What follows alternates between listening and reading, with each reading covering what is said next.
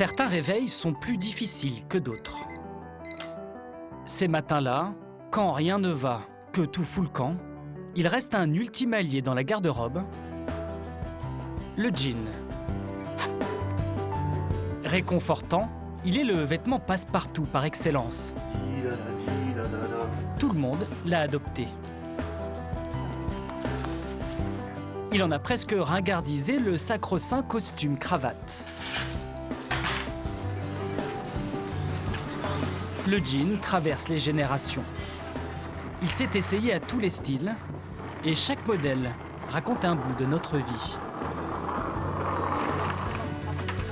Depuis 70 ans, c'est une vague bleue qui a déferlé sur la mode jusqu'à faire du blue jean l'uniforme de la mondialisation.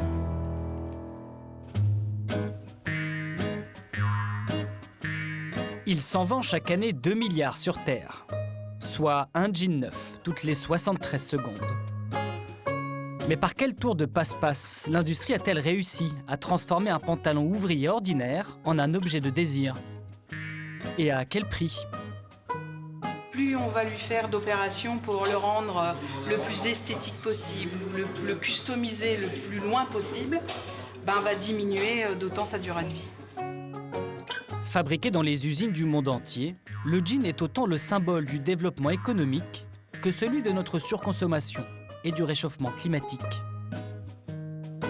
Il est urgent de changer de modèle. On découvre petit à petit le revers de la médaille et l'impact qu'a le produit sur l'environnement.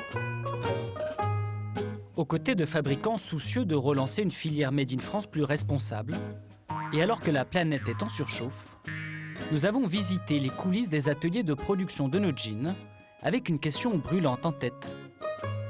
Est-il possible de produire un jean plus propre ?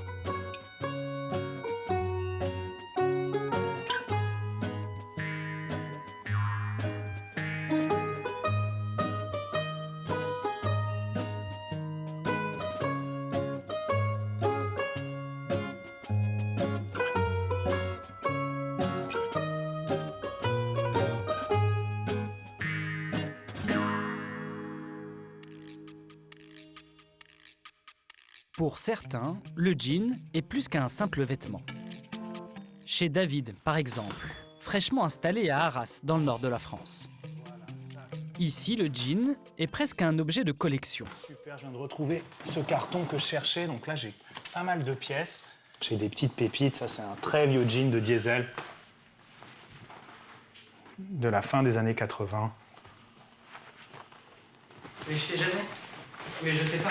Je jette pas mes jeans et c'est vrai qu'il y en a beaucoup que j'ai portés qui correspondent à une période de ma vie. Donc ça, c'est aussi sentimental que des archives pour moi. Dans ses boîtes, David a une quinzaine de jeans qu'il ne porte plus. Et il y en a autant dans les placards de la chambre qu'il partage avec Faustine, sa compagne. Donc ça, c'est ce que j'aime, c'est ce côté complètement éclaté, Moi, complètement tout ce que usé j'aime par le temps. Toi, t'aimes pas ça, hein? Pas du tout. J'adore, moi, qu'on voit les aspérités, le briquet, la marque du porte-monnaie derrière, je trouve ça super.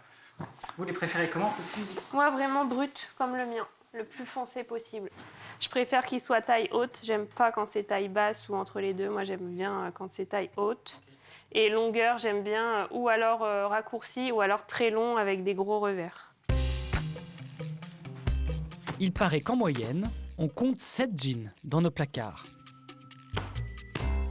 Oh, j'en ai une bonne vingtaine, une bonne trentaine. Ce qui est marrant, c'est qu'on peut mettre un jean à n'importe quelle occasion aujourd'hui. Dans la semaine, on peut combiner des jeans avec une tenue habillée pour des rendez-vous professionnels ou sortir le soir, être un peu chic et dandy avec un certain look. Aujourd'hui, les Français achètent plus d'un jean par an. Mais ça n'a pas toujours été le cas.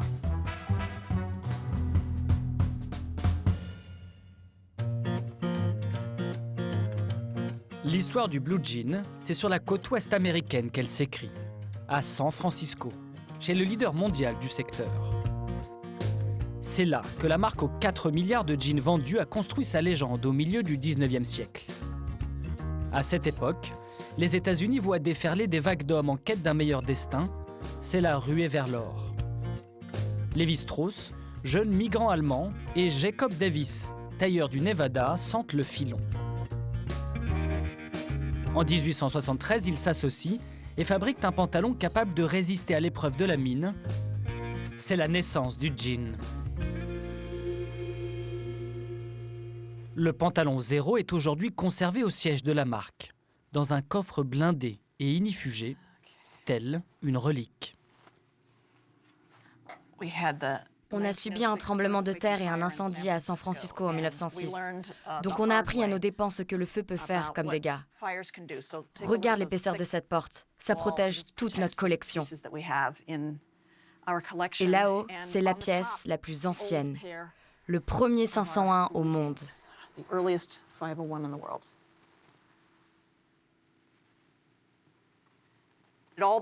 Tout a commencé avec une petite, mais indispensable innovation qui a changé le vêtement. Les rivets en cuivre, ça les a rendus plus solides. Ils ont été ajoutés pour être utilisés comme des bleus de travail. On a fait ça pour éviter que les poches ne se déchirent à l'usage. Ce premier blue jean ne compte à l'époque que 4 poches. Une à l'arrière et 3 devant, dont une minuscule, aujourd'hui souvent réservée aux briquets. Mais à l'époque, elle avait une toute autre utilité. Là, cette petite poche, ils l'ont ajoutée pour y glisser la montre à gousset. C'était un accessoire indispensable à cette époque. La 5e poche à l'arrière n'arrive qu'en 1901. Ces premiers pantalons sont faits avec un tissu résistant, le denim, tissé avec 2 fils de coton, un bleu indigo et un blanc écru qui se révèle avec l'usure du temps. Ces jeans-là étaient faits pour durer. Ils étaient fabriqués avec un tissu costaud, de couleur sombre pour masquer les saletés et les marques de la mine. Ils pouvaient être portés encore et encore. Tu pouvais les repriser, les passer à tes collègues et ça bougeait pas, même après 100 ans. Regardez celui-là. Il est de 1879, près de 150 ans et toujours en forme. Ces archives permettent à la marque d'entretenir le mythe sur la résistance de leur tissu et d'alimenter leurs recherches sur le jean de demain. Un peu plus loin dans ce laboratoire, on tente de reproduire l'usure naturelle grâce à cette machine à accélérer le temps. Le laser est calibré pour ne pas brûler le coton, mais seulement la teinture à l'indigo. Et à l'écran, là, vous pouvez voir le dessin qu'on va appliquer.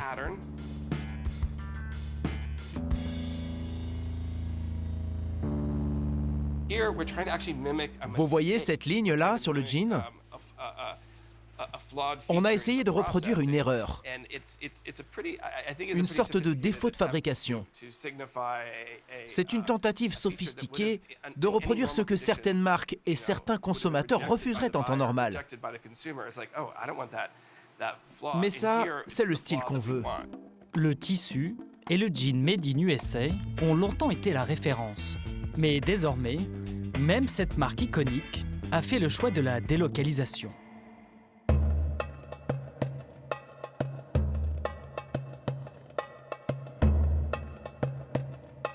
Une partie de ces tissus est ainsi produite en Turquie, à Kayseri, une cité industrielle d'Anatolie centrale, l'une des nouvelles capitales mondiales du textile.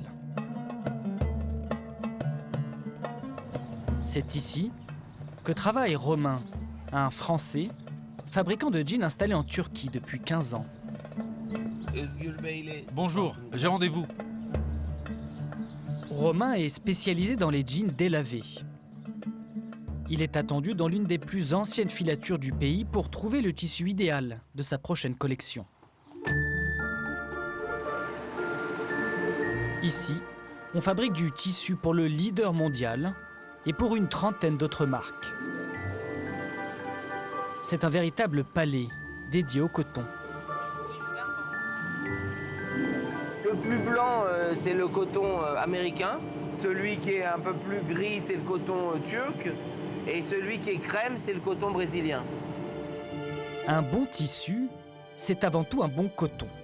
Et ici, comme pour les grands champagnes, on mélange les terroirs. Celui-là, c'est la meilleure qualité. Il vient de la région d'Égée. La longueur des fibres de coton varie en fonction de leur provenance. Il faut donc trier, laver et uniformiser les fibres avant de les mélanger et les étirer jusqu'à donner un premier ruban soyeux.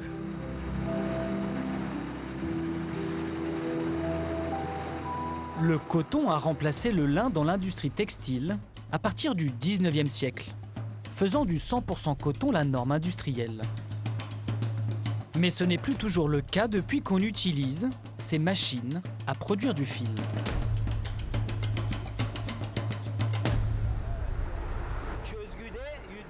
Vous le faites en 100% coton? Oui, oui. Et vous l'avez en stretch aussi? Ouais, on a ça aussi. C'est la petite astuce de l'industrie moderne. On mélange au fil de coton 2 fibres synthétiques.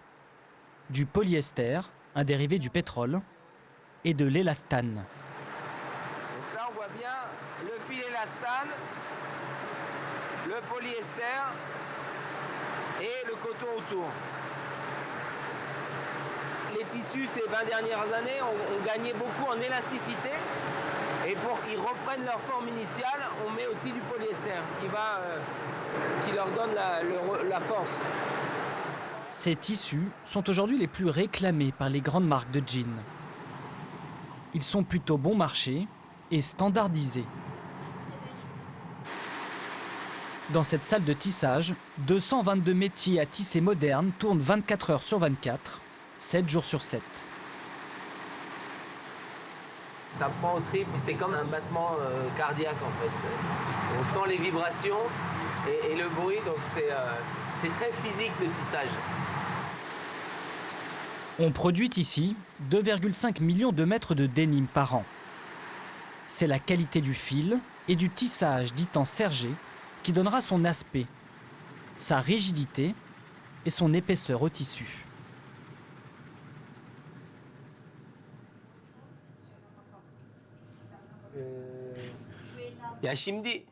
Tu peux me passer celui-là d'abord? Prends-moi aussi le tissu qui m'intéresse, s'il te plaît. Ça, c'est un tissu qui est assez lourd et rigide, donc sans élastane, donc sans élasticité. Hein, il bouge pas du tout. Mais si on veut un fit qui est plus adapté, qui est plus près du corps, ce tissu, comme il est rigide, sans élastane, ce sera pas très confortable. C'est pour ça que je voulais avoir une version avec de l'élastane, et c'est ce qu'ils ont fait, qui sera adapté à un fit slim. Plus léger et plus confortable, ces nouveaux tissus coûtent près de 5 € du mètre. Ils sont adaptés aux étapes de transformation extrême que Romain devra appliquer à ses jeans pour répondre aux attentes de ses clients. Le tissu turc est l'un des plus compétitifs du marché.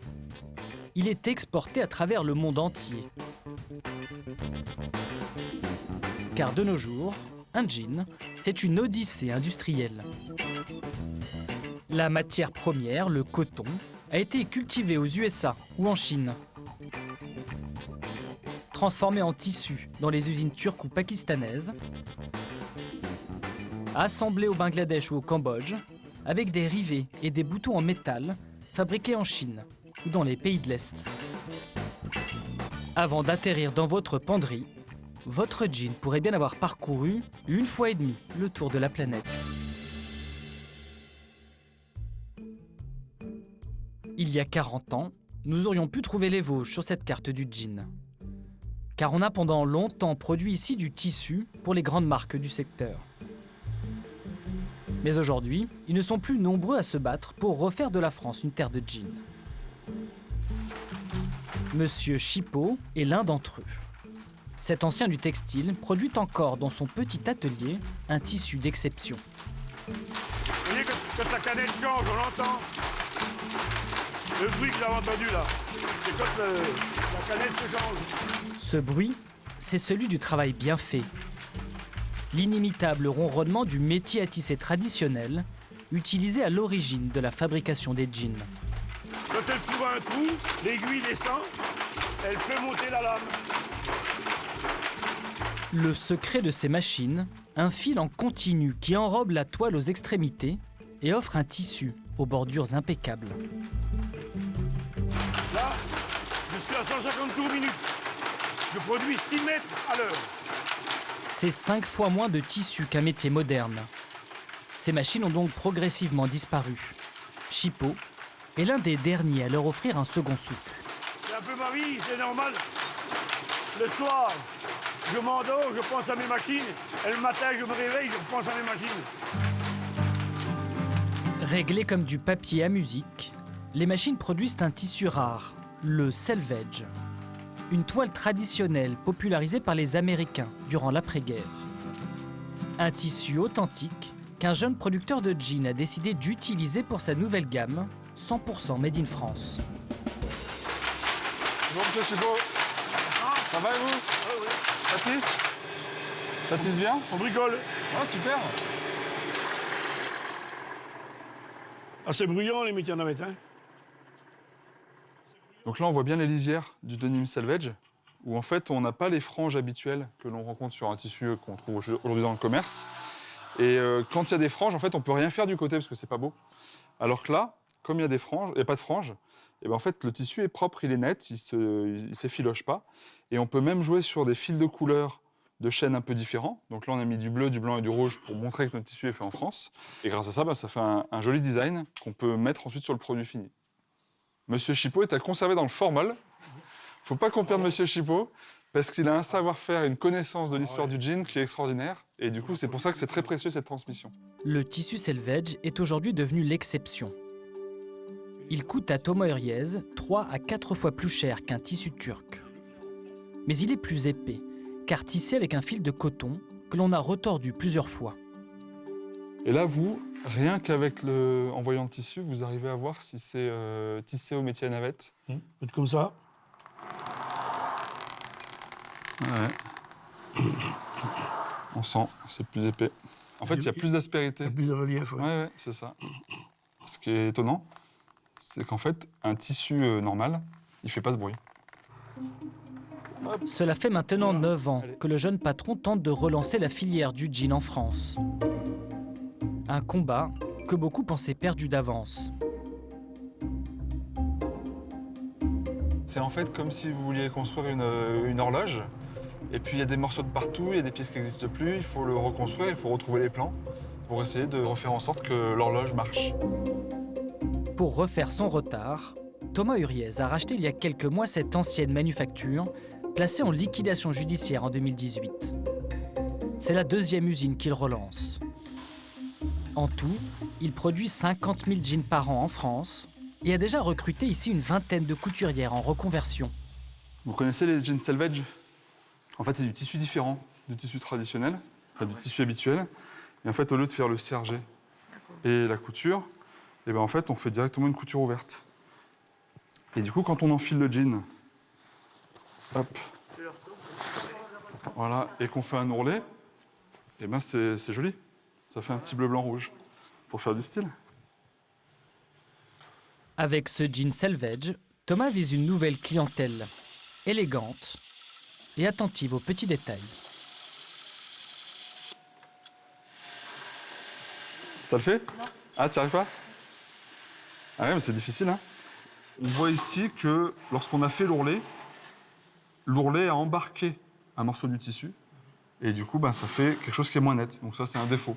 Bon, voilà l'exemple d'apprentissage qui fait qu'on passe d'un jean moyen de gamme à un jean haut de gamme. Et ça, c'est la répétition, l'apprentissage qui va permettre de faire une qualité au top. Victime de la désindustrialisation, le jean made in France a un peu perdu la main. Mais le savoir-faire reviendra à mesure que changeront les habitudes des consommateurs. Bon, là, c'est top. Tout l'enjeu que l'on a, c'est de donner conscience aux consommateurs des emplois qu'ils créent quand ils achètent un jean 1083, parce que ces jeans, ils sont filés, ils sont tissés, ils sont coupés, cousus en oubli en France. Donc ça démultiplie les emplois créés. Et grâce à ça, on espère que les gens vont consommer mieux leurs jeans, arrêter d'acheter des jeans fabriqués au bout du monde. Un joli selvage, c'est avant tout l'art d'un bel ourlet. Un clin d'œil aux premiers jeans qui débarquèrent en France dans les années 50. La mode du jean arrive des États-Unis grâce au cinéma d'Hollywood. Marlon Brando dans L'équipé sauvage et James Dean dans La fureur de vivre font de ce pantalon le symbole de la contre-culture et d'une jeunesse révoltée. C'est l'époque des blousons noirs. Le jean est interdit à l'entrée des boîtes de nuit et même de certains lycées. Oui, parce que ça fait mauvais genre. Arrivent les 70s et leur souffle de liberté. Jusque-là réservé aux hommes, le jean se fait émancipateur, se féminise.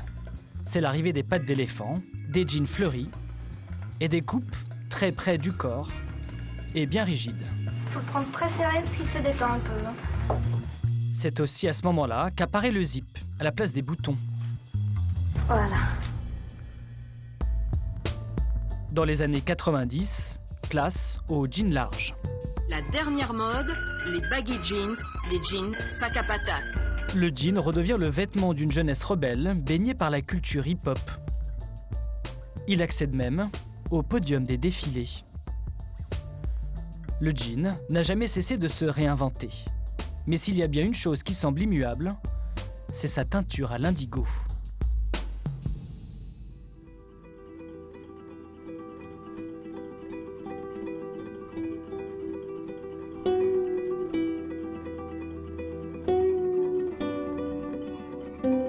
Pour remonter aux origines de cette couleur bleue, il faut se rendre au nord du Bangladesh, au milieu des rizières. Tomo Huriez, le défenseur du jean made in France, a quitté son atelier des Vosges en quête d'informations sur un savoir-faire ancestral, la culture de l'indigotier, une plante miraculeuse. Ça, c'est l'indigotier. On coupe les feuilles depuis la tige. Ok.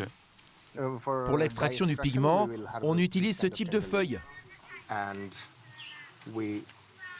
Et là, regarde. Si tu écrases un peu, tu peux voir la couleur verte qui sort des feuilles. Et en laissant à l'air pur, ça va graduellement devenir bleu. C'est très surprenant de partir du vert. Ça commence même un peu jaune. Et puis au fur et à mesure, le jaune devient vert, de plus en plus foncé, jusqu'à faire bleu. Durant les premières moussons, les feuilles sont récoltées et macérées pour en extraire le fameux pigment indigo. Il faut 200 kg de feuilles pour obtenir 1 seul kilo de pigment. C'est cette culture traditionnelle qui a fourni les premiers fabricants de jeans dès le milieu du 19e siècle. La particularité de l'indigo, c'est que c'est une teinture qui est moins résistante que les teintures qu'on connaît aujourd'hui sur nos t-shirts, sur nos pantalons, etc. Et cette non-résistance, en fait, c'est un atout pour le denim parce que c'est ce qui va permettre qu'il se patine. Et c'est ce qu'on recherche à refaire en France. Cette petite communauté est la dernière du pays à travailler l'indigo de cette façon. Car cette technique artisanale a été abandonnée au profit d'un indigo de synthèse.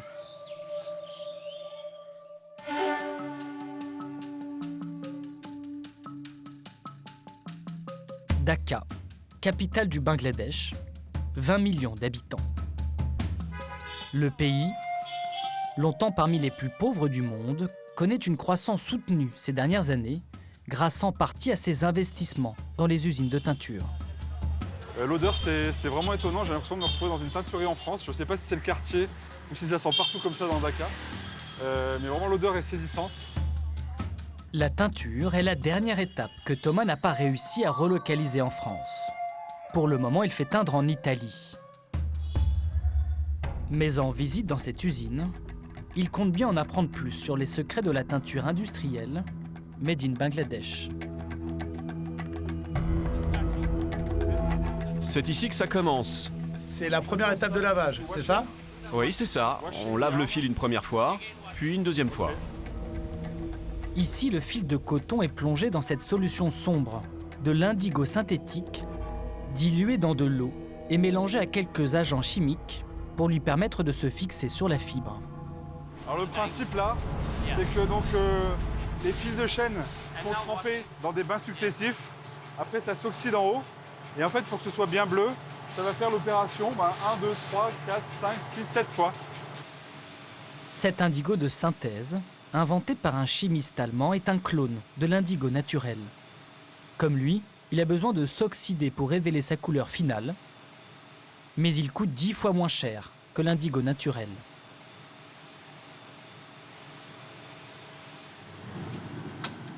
Ouh, il fait bon ici. La dernière usine de teinture comme celle-ci a fermé en France il y a près de 20 ans. Ok. Ici, c'est la salle des commandes. Ok.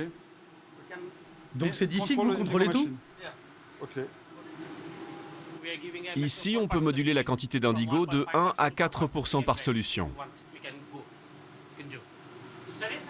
Non. Le max, c'est 4%, et ça donne un bleu très intense. Non, c'est vraiment un savoir-faire qu'on a à réapprendre, nous. Donc, le jour où on pourra relocaliser, parce qu'on aura suffisamment de jeans fabriqués en France, vendus en France, là, c'est un savoir-faire qu'il faudra réapprendre, notamment ce genre de détails. Fabriqué à base d'aniline, un dérivé du pétrole, cet indigo industriel est potentiellement cancérigène. Aucun employé n'est autorisé à le manipuler. Et de l'indigo écologique sans aniline, vous n'en utilisez pas? Si, on en a aussi. Mais c'est plus cher. Et la teinture tient moins bien. Mais ça ne donne pas le même résultat? Celui-ci, c'est le meilleur. Et il vient d'où? De Chine. L'industrie du jean consomme 14 000 tonnes de cet indigo chaque année. Car tous nos jeans sont d'abord teints avec cette teinture sombre, même les plus clairs.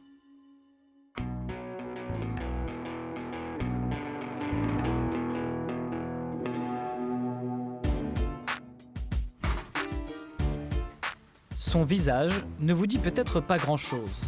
Pourtant, ce créateur français, c'est François Girbaud. Il a changé l'histoire du jean en inventant le délavage industriel. Enfant de Mazamet dans le Tarn, fasciné par les cow-boys et les blue jeans, François Girbaud a été l'un des premiers à vendre de la toile de jean à Paris. Avec sa femme Marité, il crée des collections déjantées autour du vêtement iconique et deviennent des petites stars de la mode avec un denim original. Nous sommes à la fin des années 70. Girbaud, jeune créateur, cherche un moyen de vieillir les jeans de manière artificielle pour certains de ses clients. Et sa quête commence ici, dans les rivières du Gard. Un procédé original, mais peu efficace. Là, c'est 1989. C'est important. Il aura fallu des années à Girbaud avant de trouver la bonne méthode pour délaver et vendre ses jeans à travers le monde. Là, tout le monde va reconnaître le Shuttle, parce que le Shuttle, c'est un pantalon qui s'est vendu à des millions d'exemplaires. Des millions et des millions. Son idée, simple mais révolutionnaire, il la trouve au milieu des années 80. Remplir de pierre une machine à laver pour user les jeans. À un moment, moi je commence à mettre des cailloux. Mais les cailloux, quand tu montes, ça tombe, ça va pas, il y a un problème. Donc un jour, on est à la laverie et on dit, mais voilà, il y a quelqu'un de nous, Alberto, je ne sais pas qui, dit, il faudrait des pierres légères. On s'est dit, waouh, il faut des pierres légères. On ramène, je sais pas, une poignée de pierres ponces et on la met dans la machine. On fait tourner et quand ça sort, waouh. Il vient d'inventer le délavage stonewash. Après, qu'on l'a appelé le stonewash, pour moi, c'est couillon. On aurait pu l'appeler le lavage avec la pierre. On l'a appelé stonewash parce qu'on est quand même, malgré tout, on est américanisé, quoi qu'il arrive. Quelque part, on a inventé le délavage qui se pratique à peu près partout dans le monde. François Girbaud n'a jamais déposé de brevet pour son invention, qui ne lui a pas rapporté le moindre euro. Voilà. Eh ben dis donc, on n'est pas là. T'as vu ce bordel? Pourtant, depuis 30 ans, tout le monde a repris l'idée. La pierre ponce est presque devenue une pierre précieuse. Retour en Turquie, en Cappadoce, au centre du pays. Cette région volcanique est mondialement connue pour ses habitats troglodytes Et pour ces pierres ponces, parmi les plus légères au monde. C'est ici que se fournit Romain, l'entrepreneur français installé en Turquie. C'est une des seules régions au monde où on trouve cette pierre. Je crois qu'il y en a un peu en Italie, en Indonésie et en Turquie. L'industrialisation du délavage a façonné le visage de cette région agricole ces 30 dernières années. Ici, les champs deviennent carrières de pierres ponces. Les pelleteuses ont remplacé la moissonneuse-batteuse.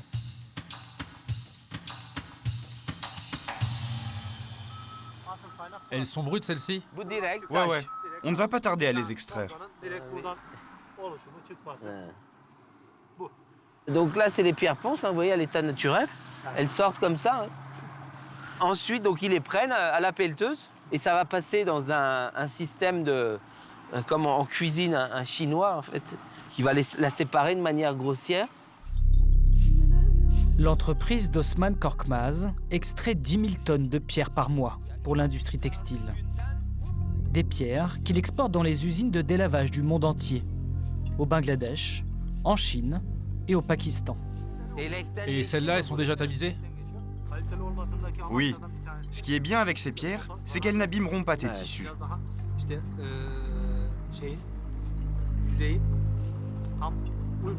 Cette pierre naturelle, Osman souhaite la vendre aujourd'hui autour de 10 centimes du kilo.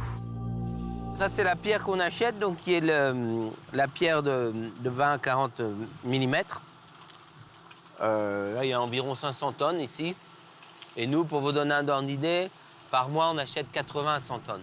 En ce moment, c'est assez compliqué avec la hausse des prix des carburants, de la main-d'œuvre. Donc, ils essaient plutôt de me l'augmenter. Donc là, on s'est mis d'accord pour ne pas qu'il augmente ses prix. Donc la négociation, c'est plutôt dans ce sens-là que... Il est d'accord. Hein, la négo, c'est de pas augmenter les prix. On verra, selon les conditions économiques. Il est d'accord. Ces pierres ponces, Romain va les utiliser à 1000 km d'ici, dans la région d'Istanbul. C'est là, en périphérie de la ville, qu'il a ouvert son usine et produit des jeans pour ses clients européens.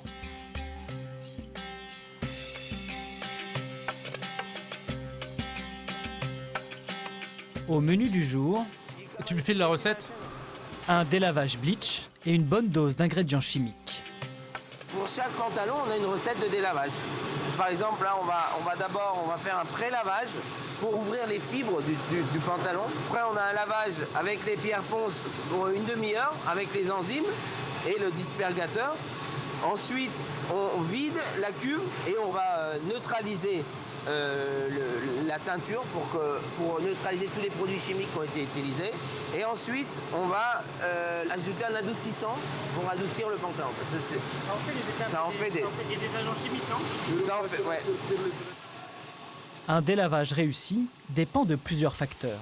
La quantité de pierres utilisées, les fibres choisies pour le tissu et le temps passé en machine.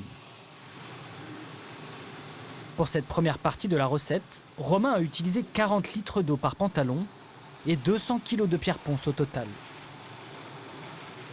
À la sortie, il obtient un jean légèrement usé, blanchi à des endroits bien précis. Là, c'est un pantalon qui a au total vu 65 minutes de pierre ponce. Donc la pierre ponce donne des effets supérieurs aux extrémités et aux parties épaisses, lourdes, où il y a beaucoup d'épaisseur de confection, aux entrées de poche, sur la ceinture, sur les poches dos. Et puis elle donne un effet plus uniforme sur le tissu de manière générale. Pour obtenir le délavage très clair souhaité par les marques, Romain doit pousser plus loin son processus. Il va placer le jean dans cette machine spéciale, une machine à ozone, un gaz naturellement présent dans l'atmosphère. Eh oui, elle est révolutionnaire, cette technologie est révolutionnaire parce qu'on utilise un gaz pour oxyder l'indigo. Et un gaz qui est généré à partir de l'oxygène, donc il n'y a pas d'eau à évacuer, à traiter. Là, c'est un process qui se fait à sec.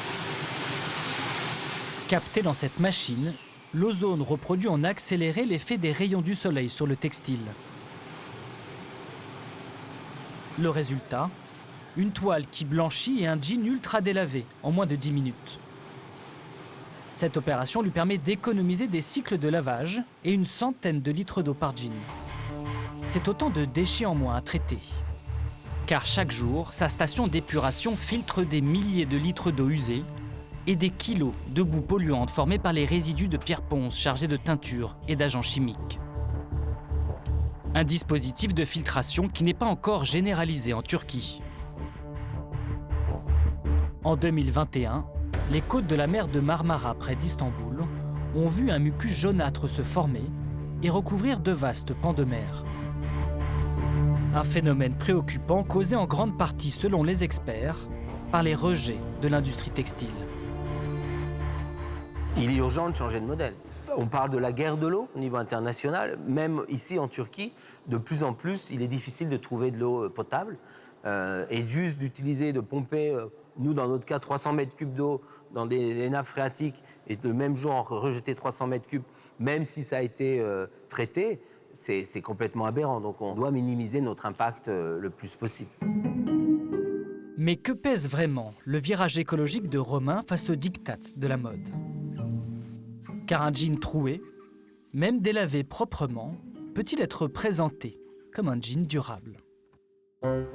Pour répondre à cette question, nous nous sommes rendus à Paris, dans un drôle de lieu où l'on teste la résistance des jeans. Nous avons confié à cet ingénieur textile 2 pantalons, un très délavé et un jean brut. Alors j'ai 2 jeans différents. Parfait. Et j'aimerais bien qu'on puisse les caractériser. Et ben c'est parti, on va couper les éprouvettes. Allez. Les 2 pantalons ont été fabriqués au même endroit, avec un tissu parfaitement identique à base de coton, de polyester et d'un peu d'élastane. Pour tester leur résistance, nous allons les soumettre à des machines de torture. On va prendre l'éprouvette, on va la placer entre les 2 pinces.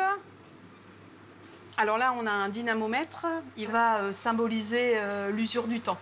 Tous les efforts, toute notre vie, tous les jours, fait qu'on tire sur le tissu dans tous les sens. Et donc l'idée de ce test, c'est de vérifier quelle est la force nécessaire et donc anticiper la durée de vie du produit avant qu'il ne casse. Les 2 morceaux de tissu sont soumis à la même force de traction de part et d'autre. Et au bout du compte, le tissu délavé à droite craque bien avant le tissu brut. Ce qu'on démontre là, c'est que plus le jean va être délavé, plus on va lui faire d'opérations pour le rendre le plus esthétique possible, ou le customiser le plus loin possible, va diminuer d'autant sa durée de vie. Résultat, sur les 15 dernières années, on porte en moyenne 2 fois moins longtemps nos jeans, pendant que l'industrie en fabrique 2 fois plus. L'équation est rentable pour le secteur, surtout si on économise sur l'étape la plus consommatrice en main-d'œuvre.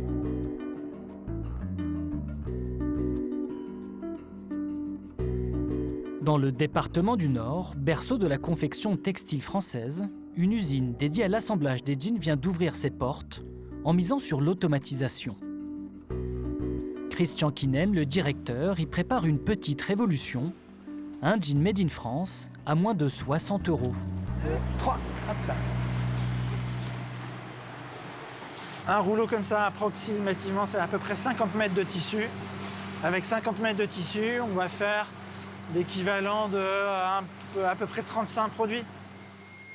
Cette usine appartient au groupe industriel Mullier, à la tête de nombreuses marques textiles. Grâce aux investissements du groupe, le directeur a pu dépenser 250 000 € dans cette machine. Elle lui découpe sur mesure son tissu, produit en Turquie. Toujours sympa à avoir cette machine. S'en lasse pas. Cet outil lui permet de diviser par 3 les effectifs pour ce poste. Son tissu est découpé sur mesure, pièce par pièce. Des jambes par ici, des poches par là, et quasiment plus aucune perte de tissu. C'est au prix de cette automatisation que Christian pense pouvoir exister face aux mastodontes du jean qui ont opté pour la délocalisation. Mon principal concurrent aujourd'hui, c'est le Bangladesh. Et donc moi, ce que je veux, c'est qu'on soit capable de rivaliser avec le Bangladesh. Donc plus on va automatiser, plus on va rivaliser avec le Bangladesh. Christian a donc placé la machine partout, au cœur de l'usine. Il a quelques couturières, mais la technologie fait une bonne partie des 40 étapes nécessaires à la confection de son jean. Ici, on fait la poche, la pose de la poche ticket, ce que vous voyez ici. On va faire cette partie-là, ce qu'on va retrouver sur le jean ici. Donc l'automate forme la poche à la bonne dimension et la coupe se fait. C'est une étape qui nous fait gagner beaucoup de temps et qui nous fait gagner aussi en régularité. On voit la qualité de la confection, c'est quelque chose d'extrêmement important. Là, Sarah, elle fait ça, elle manie ça de main de maître. Donc ici, typiquement, on a des dos qui sont confectionnés. Voilà le devant qui est prêt à être assemblé avec le dos. Ici, nous avons donc un dos et un devant qui ont été assemblés. Vous voyez qu'il manque une petite étape. Donc ici, on va faire la pose de la ceinture. Donc Kauta, qui est notre spécialiste du sujet, va poser la ceinture. Les jeans sont ensuite vendus à l'une des filiales du groupe propriétaire de l'usine.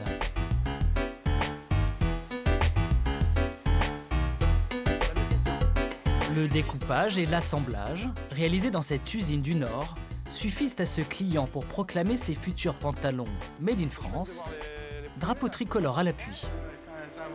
On a ici la petite lichette bleu, blanc, rouge. Là, pour le coup, on est sur un fournisseur français.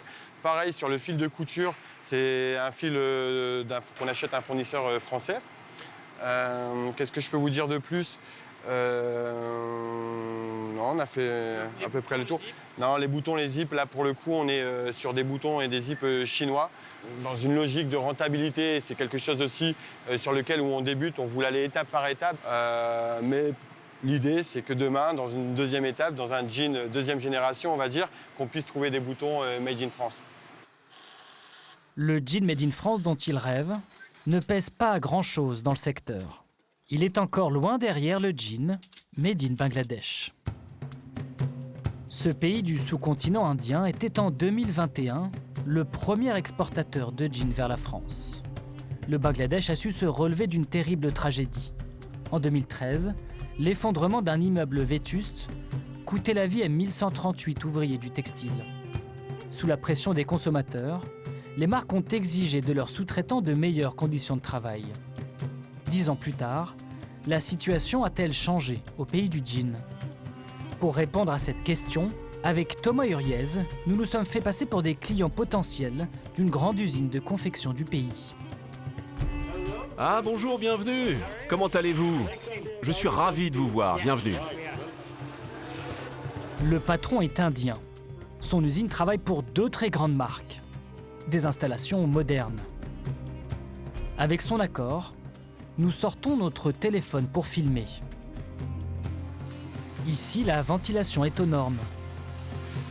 La grande fierté du patron, ce détecteur de métal qui scanne chaque jean avant l'export. Pendant la confection, il arrive qu'il y ait des aiguilles qui cassent. Le risque, c'est quand le client l'enfile, aïe! Et après, il se plaigne. Dans cette usine, 6000 employés produisent 36 000 pièces par jour. Le niveau de finition là, il est assez extraordinaire.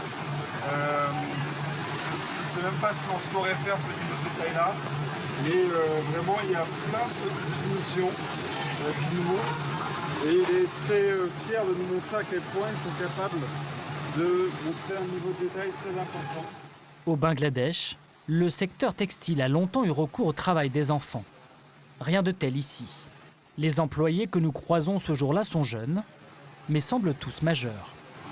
Vos employés sont très jeunes, hein? Oui, toujours.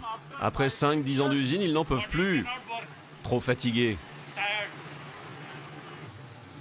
Malgré les progrès de modernisation évidents, le travail à l'usine est encore d'une rare pénibilité. Le bruit est assourdissant et certaines besognes d'un autre âge. Dans une partie de l'usine, ces ouvriers délavent les jeans à la main pour répondre aux exigences de la mode. Regarde, tu vois cet effet? Ça ne peut se faire que de cette façon. En fait, ils poncent à la main les jeans. Apparemment, certains de ces clients veulent des jeans délavés à la main, mais c'est vraiment un boulot d'esclave, je dirais. Enfin, moi, je trouve ça choquant, en fait. Pendant 10 à 11 heures par jour, ils frottent l'indigo, sans gants, et pour à peine une centaine d'euros par mois. Des salaires toujours misérables qui permettent de produire des jeans facturés 9 € pièce aux grandes marques, puis vendus plus de 100 € en magasin. Reste un dernier point, l'environnement. Ces dernières années, les industriels ont dû installer des stations d'épuration pour filtrer l'eau avant de la relâcher dans la nature. Dans l'usine que nous visitons, cette installation est bien en marche. Mais à la sortie du tuyau, l'eau est chaude et sa couleur suspecte. Et on peut la boire? Non, non, ni vous ni moi. Je ne vous conseille vraiment pas de boire ça. Mais les poissons peuvent survivre, et même les plantes aquatiques. Nous, on a nos propres règles au Bangladesh. Les standards du pays sont moins contraignants que les normes françaises et reposent en partie sur la bonne volonté des acteurs. Mais cela ne suffit toujours pas pour Pinaki Roy, journaliste et grand spécialiste des questions environnementales au Bangladesh. Notre ville est entourée par des entreprises comme celle-ci. Le long de cette rivière, il y a une centaine d'industries comme ça. Rien qu'ici, 4 usines textiles, dont celle que nous avons visitée en caméra cachée, rejettent leurs eaux usées vers la rivière. Pour Pinaki Roy, malgré les apparences, les industriels continuent de polluer.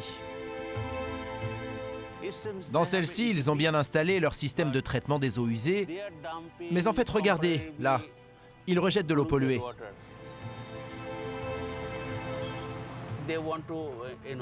C'est une manière de faire des économies. Ça coûte de l'argent de faire tourner ces machines, alors que cela ne leur coûte rien de polluer. Résultat, ce canal semble empoisonné par l'indigo de nos jeans. Nos analyses de l'eau le confirmeront. Elles révéleront une présence anormalement élevée de polluants industriels. Ici, c'est toute l'économie de la pêche qui est en souffrance. Au pays du jean, plus d'un quart des cours d'eau du pays est fortement contaminé.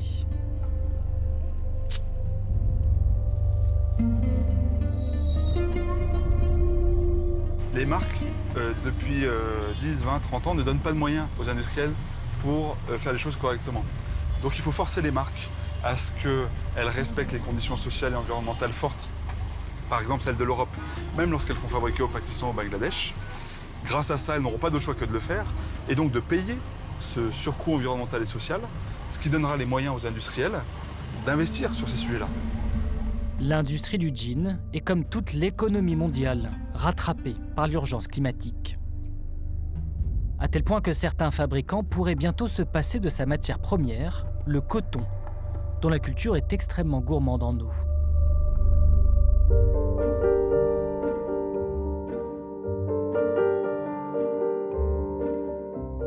Niché dans les Cévennes, un atelier textile tente de tricoter l'histoire du jean de demain avec des fibres locales. Après les jeans en lin, les jeans en chanvre, cette marque s'apprête à lancer son dernier pantalon, Made in Lozère. Ça, c'est de la toile de laine. En fait, ça, c'est c'est le résultat de la filière, d'une super filière locale là qu'on a mis en place, là, juste en dessus là. Ça, c'est de la mérinos de la plaine d'Arles. Donc un mérinos qui finira pantalon. Ce nouveau tissu compte moins de 50% de coton. Julien et sa femme Myriam ont en plus choisi de remplacer l'indigo par un colorant bleu non délavable et appliqué en France. Enfin, le résultat est quand même bluffant. Alors, Là, on a atteint quand même le summum de la perfection au niveau... On s'y méprend, quoi. On voit presque pas la laine. C'est pour ça qu'on se lève tous les matins, c'est pour faire ça. Produire un jean en laine coûte encore bien plus cher qu'un jean en coton. Alors, on va voir 2 jeans, le même modèle. Je vous mets à 50 mètres dans la rue. Je vous dis lequel est laine, lequel est coton. Enfin, on en arrive à nous un petit peu le Graal que l'on voulait, c'est-à-dire avec cette matière très locale, très artisanale, très rustique qu'est la laine. On fait tomber tous les clichés et tous les stéréotypes. C'est moche, c'est pas vrai. Ça gratte, c'est pas vrai. C'est inconfortable, c'est pas vrai. Et c'est un truc vieillot, c'est pas vrai. Le jean de demain, est-ce qu'il sera en laine? Je sais pas. Il sera sans doute en laine, mais il y en aura aussi plein d'autres. Est-ce qu'il coûtera 220 €? En tout cas, nous, on va bosser ardemment avec Myriam et toute l'équipe pour faire, entre guillemets, le jean le moins cher possible. Mais c'est une évidence que si on va avoir la prétention d'une éco-responsabilité parfaite et d'un circuit court parfait, est-ce qu'on doit se dire la laine doit être au même prix que le coton? Enfin, je pense qu'on n'y arrivera pas. Je pense qu'on n'y arrivera pas. Donc le jean de demain, c'est peut-être aussi celui qui se consommera un peu moins. Et plutôt que d'acheter 5 jeans en coton, on s'achètera un en laine qu'on fera durer. Peut-être qu'elle est là, la mode de demain aussi. Il y a 150 ans, Célestin, l'arrière-grand-père de Julien, confectionnait déjà des bleus de travail sans coton, avec de la fibre locale. Le cycle de la mode étant un perpétuel recommencement, la famille Tuffry fait un pari. Le jean de demain pourrait bien ressembler à celui d'hier.